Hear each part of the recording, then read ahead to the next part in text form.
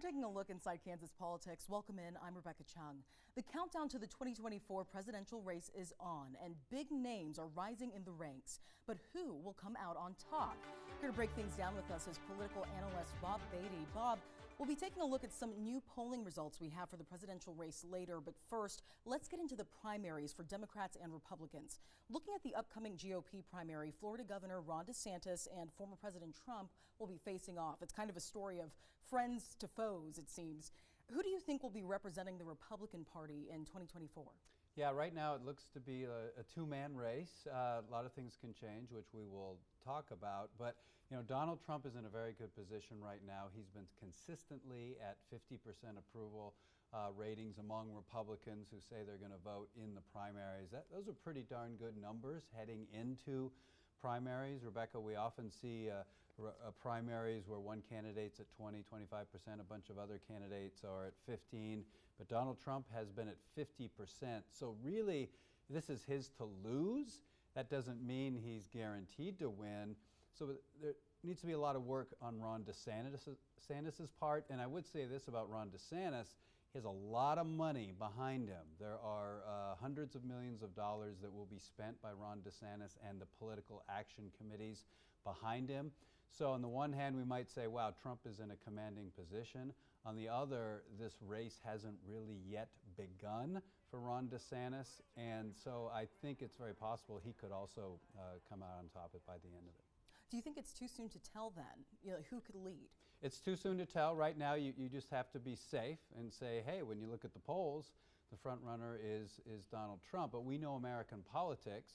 A number of years ago, the front runner was Hillary Clinton, and Barack Obama all of a sudden emerged and won the nomination. That has happened in the past, and it's certainly possible it could happen again. And there's also a lot of other dynamics, which we'll get into, of course, the fact that Donald Trump is being indicted, and in August there possibly could be the beginning of a trial, which is unprecedented in American politics. Now, there is a long list of candidates vying for the Republican Party's nomination.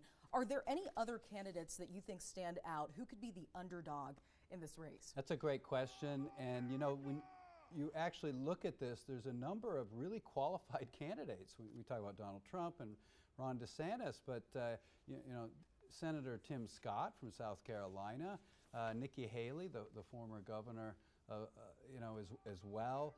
And so these candidates, including Mike Pence, the former vice president, these are very strong candidates. Now, there's also some wild card candidates, and one is Vivek Ramaswamy, who's a businessman.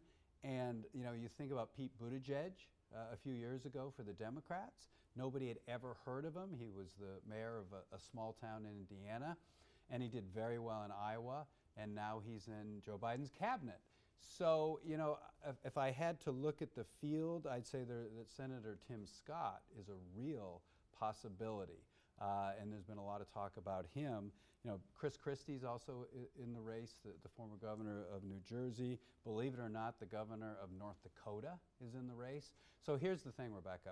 There's a possibility that in Iowa, which has the first caucus in January, one of these candidates we've just mentioned could do very, very well and surprise everybody.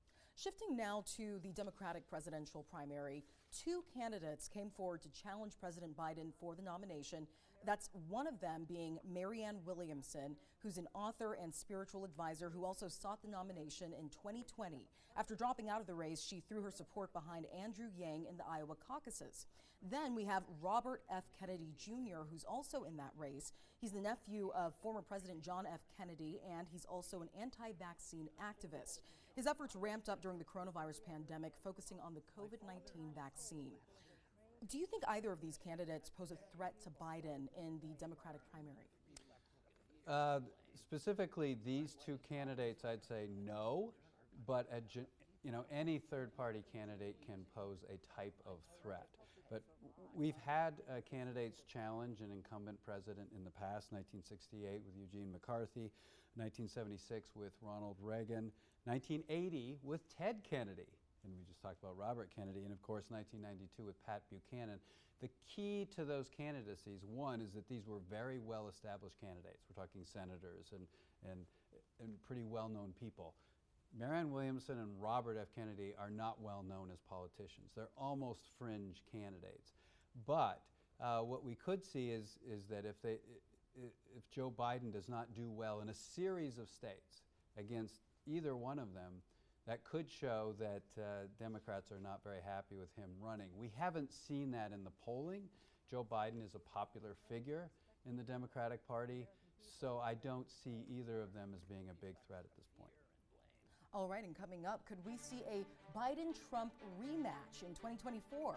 We'll be right back. You're watching Inside Kansas Politics. Mental health is about emotional health and brain health. Healthy children and families, and a healthy Kansas. Go to acmhck.org to find your local community mental health center. Doughboys Pizzeria, now with 2 locations in Topeka. Serving fresh pizza with our signature sauce, award-winning wings, awesome appetizers and desserts. With outdoor dining and entertainment. Call or order online at doughboys.pizza.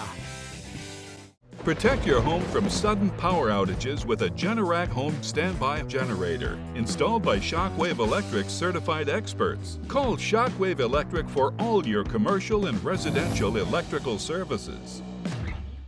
Growing the market for Kansas-made E15 is a win-win for Kansans. What's E15? It's fuel with 15% ethanol compared to the usual 10% in regular unleaded. E15 is more affordable, has better performance, and runs cleaner than regular unleaded, meaning Kansas drivers can go further for less. From helping Kansas farm families by stabilizing grain prices, helping Kansas become more energy independent, and adding more than 4,000 jobs in Kansas, more of our money stays right here at home because of ethanol. Visit fueledbykansas.com to find a station near you. The summer savings event is on at the Mattress Hub, and now is the time to save big. Find huge savings on the best brands in sleep. Serta, Beautyrest, Sealy, and more, all from $200 up to $800 off, with hot buys as low as $299. Only at the Mattress Hub. We got big news, right, Ruggles? Ruff. The puppies are here. They're everywhere. So are our red tags. The Floor Project's red tag sale is going on now. Red tag savings on carpet, including Mohawk Smart Strand, hardwood, luxury vinyl, plus installation is half price on our best-selling waterproof floors. Free financing too, and save more with the red tags. Get into the Floor Project. They're quick learners. Smart savings starts here.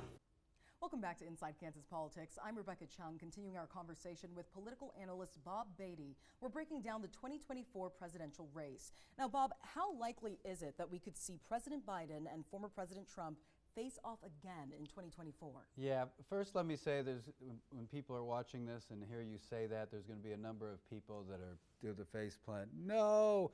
And polls have showed that. You know, this is not necessarily a rematch that vast majorities of the American public want to see. It's not Ali Fraser, you know, something like that.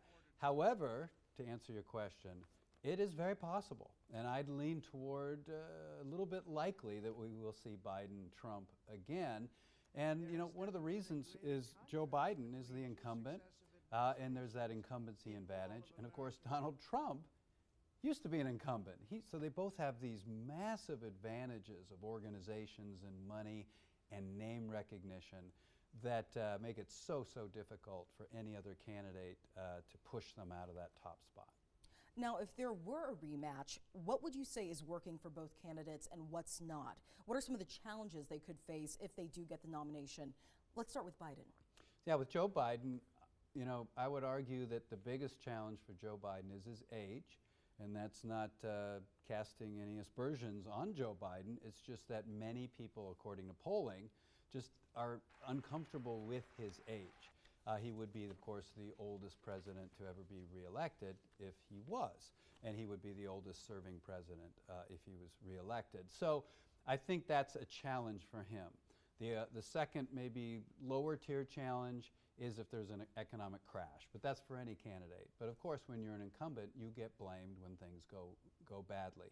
So certainly the number one challenge for Joe Biden is to campaign in a non-COVID environment, given his age and then people's perceptions of what they want to see of a man that they think about who's that age. Now, what could tilt the margin, do you think, in Biden's favor? I think the economy is going to be big, one. and inflation, so a specific aspect of the economy. If inflation is tempered, under control, that's going to make people feel a lot better because unemployment is down and people's wages have gone up, two good indicators, but inflation is still high. And obviously the second, what could tilt it his way certainly could be is if he responds well during the campaign, so people say, oh, he is the oldest president, but seems like he's doing a pretty good job. Now, what about Trump? What are the challenges he could face, and what could tilt the margin in his favor? Obviously, with Donald Trump, there's a lot of unprecedented aspects to him in so many different ways, some of which are very positive for him, that electrify his base and his voters. But obviously, the number one thing is this is a man who's being indicted. This is a man that very possibly could be in jail in the next year and a half. Now, again, that is just a bizarre thing to say about the front runner from any party running for president. But there are actually a lot of people talking now about the possibility of Donald Trump being in jail. So that's such an X factor. We've never had to deal with that, Rebecca. We can't even predict what that could or could not mean. I've actually seen articles saying, could Donald Trump campaign from a jail and he couldn't vote? You know, it's just very bizarre. So other than that, the same things going on for Donald Trump as Joe Biden, when you get rid of that jail thing, which is the economy. If the economy goes bad, that often is very helpful to a challenger, which he is against Biden. There's a lot of unknowns still, you would say. More unknowns than we could ever predict, because normally we can't predict the economy, but now we have to predict, for example, about how possibly a jury may react to criminal charges, for example, with Donald Trump. And I think there is one more aspect to Donald Trump, which is, even will voters be tired of the drama? That, again, that makes him popular among many voters, the excitement, the drama, all his enthusiasm, of course, the entertainment aspect. But Biden is pretty undramatic, to be honest, most of the time. And is that something maybe voters may look toward versus the sort of the unpredictability of Donald Trump? All right, and after the break, we're going to be crunching the numbers. Where does the nation stand, and where does the state stand on Biden and Trump? We'll be right back. You're watching Inside Kansas Politics. Car accident?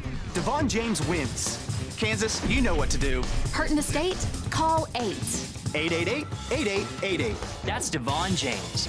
As in Devon James wins. 888-8888. Nights, weekends, anytime. Call or text 888-8888. We're Devon James. After an accident, you need a win. And we'll fight to help you get it. Don't wait. Call 8. Call or text 888-8888. New Sound visitors, they become our family because that's the least you deserve. Listening to loved ones, that's a gift. New Sound will help you give that gift to your loved ones because that's the least they deserve. If you love KU and K-State sports, you'll love K-Nation. Go to our K-Nation Facebook page and add to the conversation on all the news surrounding the Jayhawks and Wildcats. Join us on Facebook today. 27 News is working for you, taking part in our company's Founders Day of Caring with our employees donating their time to support local organizations. Thank you to KSNT. This has been such a pleasure to have you here to work together to help feed hungry families. And honoring 12 outstanding women in our community at our Everything Woman Banquet. It's something that's very special and not done here, and I applaud KSNT for doing that. Helping those in need and celebrating those who are making a difference. 27 News, working for you. Where should I walk? Right here? Is this good? Yeah, you can walk right there. This is your show. Do whatever you want. You walk in. It's live with Kelly and Mark. Wow, that was a nice reception. Every weekday morning. We're sitting on a couch with the new co-host, husband and wife team.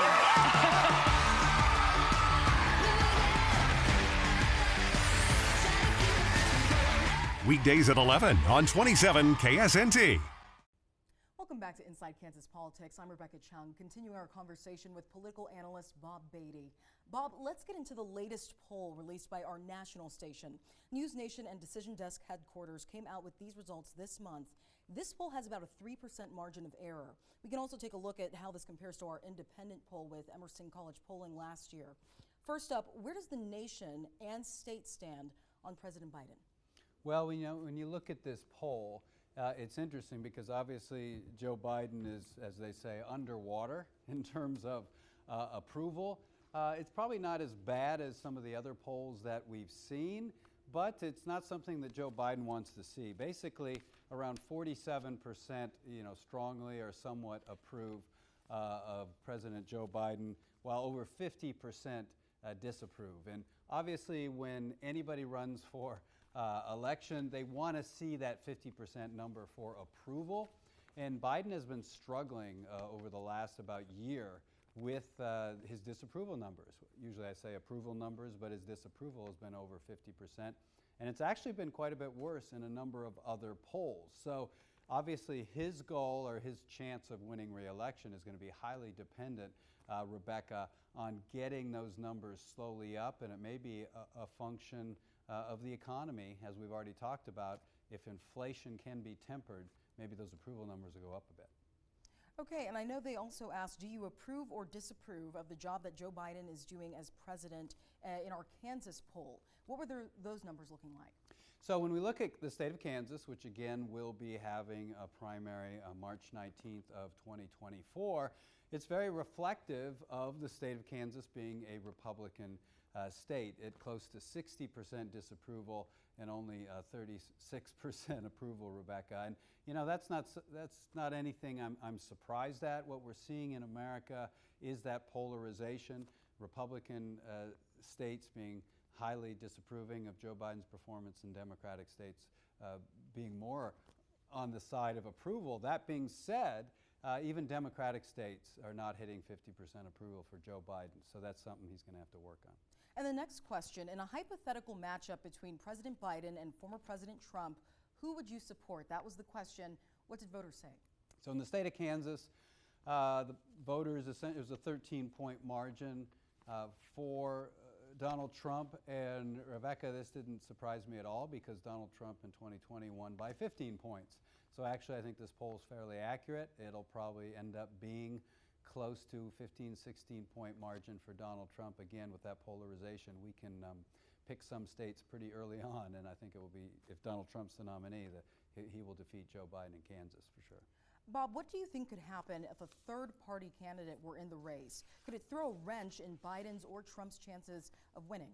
So, yes, a third-party candidate certainly can affect any candidate from winning an election, but here's the key.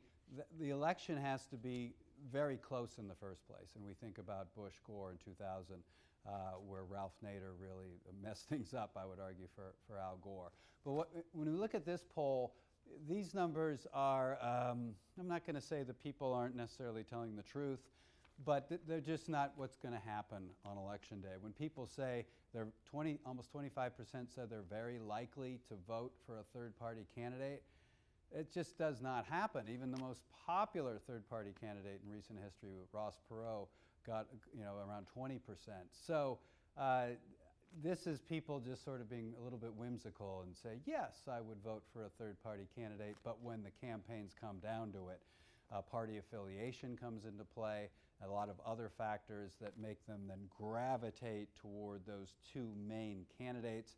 And then where does that spoiler come in? Maybe if a candidate gets 3-4% in a close election, it can be a deciding factor. And our national poll also asked, if you had to vote for a third-party candidate in 2024, who among the following would you be most likely to vote for? What did they say? Well, this is why I think this question is difficult to assess, because you have Bernie Sanders got 21%. Now, if Bernie Sanders ran as a third-party candidate, that's a whole other question. That's a whole other thing, because Bernie Sanders, yes, could get 15%. And I would say Joe Biden would probably lose, because it would come a lot from those Democrats. But Bernie Sanders yes, he's an independent voting senator, but he's a pretty strong Democrat. He's pretty cognizant. He'd know that he would probably harm Joe Biden quite a bit. So yeah, if a huge name was running in a third-party race, like a Bernie Sanders, they could really have an impact. not so necessarily sure that Kristen Sinema from Arizona really would get 5%. And if really 5 to 6% of Americans know who Governor Larry Hogan is of Maryland, I'd be surprised by that. We also, so what we're seeing is people just who admire these politicians for standing up, like you see Liz Cheney there, who's stood up against Donald Trump. We also see Sinema, who has stood up against Joe Biden. In a way, this poll is almost like a protest vote. Andrew Yang's interesting, Rebecca, because of course he got a lot of followers after running for president 4 years ago, but he ended up not even being able to win to be the mayor of New York. So I don't think we'll see any of those candidates run. What probably will happen will be someone we don't know very well. Maybe they'll get 2 and 3%. Thanks, Bob. Sure. And when we come back, we're taking a look at the top issues in the 2024 election. Which one is leading the list? Here's a hint. It has to do with your wallet. We'll be right back. You're watching Inside Kansas Politics. I'm Diana Cox. And I'm Steve Matukowicz. Together with Washburn University, We're bringing you a special series highlighting exceptional women in our local communities. Watch Everything Woman on 27 News. Sponsored by Sharp Honda, Topeka ER and Hospital, and Washburn University. The story of Grace Med has always been told through its people, both those who serve and those who it is our honor to serve. We meet at the intersection of compassion and vulnerability, bringing health where there was illness and hope where there was despair. Our patients come to us bearing the weight of living in the margins, and we share the love of Jesus Christ with them by providing compassionate quality health care for all their physical, emotional, and spiritual needs. Because health restored is always hope renewed. Find hope today by scheduling an appointment with Grace Med. Hi folks, Rodney Robertson here. We recently remodeled the exterior of this home. We installed energy-efficient windows, pre-finished smart siding, soffits, fascia, trim, and gutters. We installed composite decking and aluminum railings so you never have to worry about maintenance again. Let us make your dream project become a reality. Call the experts at Window Design and Remodeling. We are your home remodeling specialists. DeBackers Heating and Cooling can maintain all your home's furnace and air conditioning systems. Whether you just need a service or a completely new system, trust the professionals at DeBackers for year-round comfort. Taking care of your home for over 60 years in Topeka. DeBackers Heating and Cooling. The summer savings event is on at the Mattress Hub, and now is the time to save big. Find huge savings on the best brands in sleep. Change the way you sleep with Tempur-Pedic or Purple mattress with savings up to $500 and no interest financing up to 60 months. Only at the Mattress Hub. This week's Pets in Need Spotlight is Kubo. Kubo is about 2 years old and weighs 8 pounds. He can be shy at first, but once he gets to know you, he's very sweet. You can meet Kubo at Helping Hands Humane Society. Welcome back to Inside Kansas Politics. I'm Rebecca Chung, continuing our conversation about the key issues in the 2024 election with political analyst Bob Beatty. Bob, inflation is at the top of that list. Our national poll from News Nation and Decision Desk headquarters shows that 55% of Americans find it to be a bigger problem than unemployment, immigration, and crime. How big of a role do you think this topic will play in the upcoming election?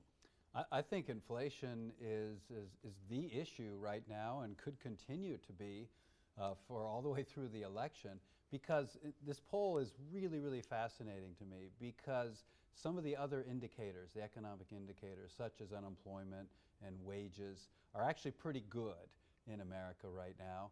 And if it wasn't for inflation, people would be saying, wow, the economy is really humming along. So if I can see why people are keying on inflation, because unemployment is low, wages are up, and yet they still feel the pain. That if there was no inflation, they wouldn't feel that pain. They'd say, oh, my wages are up, I'm working, things are good. And we see it in car prices, even used car prices. We see it in the supermarket, sort of wacky things like eggs. And it just won't go away. But that doesn't mean it will be around forever. And in terms of an election, there's a lot of time ahead. There's time for it to get worse, obviously, but there's also time for it to get a lot better. And if that happens, that's going to help incumbents from both Republicans and Democratic side, and obviously it would help Joe Biden as well. Now, I know people talk about the economy and what it looks like under Biden versus what it looks like under Trump. What factors do you think contributed to shaping the economic outlook under both presidencies? So Donald Trump, the economy was doing pretty well. Before COVID, there was some indicators that weren't as good as others, but overall, it was a pretty good economic scorecard, and Donald Trump will be running on that as he runs for president. Obviously, it seems like when we talk about Donald Trump, there's all these qualifiers with Donald Trump. It's COVID, and he has to, it's kind of hard for him because every time he talks about the economy, he's going to have to say before COVID, and it's just not a clean argument. He's going to have to bring people back to a few years ago. And then by mentioning COVID, it opens the door for an opponent like Joe Biden to say, aha, let's talk about COVID, and bring back sort of a wobbly early response, especially, and other odd things about COVID. Then we get to a plus for Donald Trump, which was the start of the vaccine rollout. But that's also problematic because a large part of Donald Trump's base is anti-vax. So the economy is a bit more of a mixed bag for Donald Trump just because it's more complicated for him to talk about. Now, what other key issues do you think will define next year's election? Yeah, that's a great question. I was really surprised a bit by the poll to see crime so low, and a lot of our viewers will remember the Kansas election in Laura Kelly and Derek Schmidt for governor, and we know that many Republicans went heavy into crime as a big issue in the governor's election and attacked Laura Kelly on that subject, and she ends up winning re-election. And so I personally wondered if crime would really play in Kansas, and I admit I was a little bit wrong. I thought it would play a bigger role in the Kansas race. It didn't. So I think right now it's looking like crime is not as big an issue as many of us thought it would be about a year ago, and the Kansas race is a good example of it not really catching on in a way that we thought it might. All right, and that was your look inside Kansas politics. If you want to keep up to date on all things Kansas politics, then follow us on social media. Follow us on Twitter at @InKansasPolitics and on Facebook. Just search Inside Kansas Politics. We'll also post the full video on YouTube. Just search KSNT News and check ksnt.com/inside-kansas-politics for past episodes. If you have a story you want Kansas state legislators to hear or topics you think we should cover, let us know. You can email us at ikp@ksnt.com. We'll see you here same time, same place. Have a good day.